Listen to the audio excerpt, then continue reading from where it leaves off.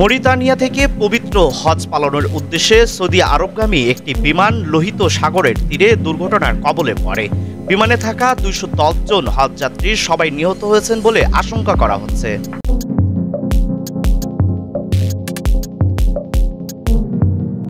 প্রাথমিক প্রতিবেদন অনুযায়ী বিমানটি যান্ত্রিক ত্রুটির কারণে নিয়ন্ত্রণ হারিয়ে লোহিত সাগরে বিধ্বস্ত হয়। উদ্ধারকর্মীরা ঘটনাস্থলে পৌঁছে উদ্ধার কার্যক্রম চালাচ্ছেন। তবে দুর্ঘটনার সঠিক কারণ জানতে তদন্ত শুরু হয়েছে।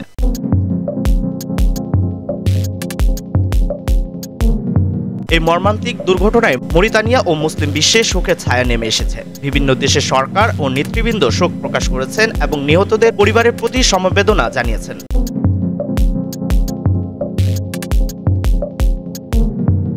উল্লেখ্য, হজযাত্রীদের নিয়ে যাওয়ার পথে অতীতে এমন কয়েকটি মর্মান্তিক বিমান দুর্ঘটনা ঘটেছে, যার মধ্যে ১৯৯১ সালে নাইজেরিয়ার হজযাত্রীবাহী একটি বিমান দুর্ঘটনায় ২৬১ জন নিহত হয়েছিলেন।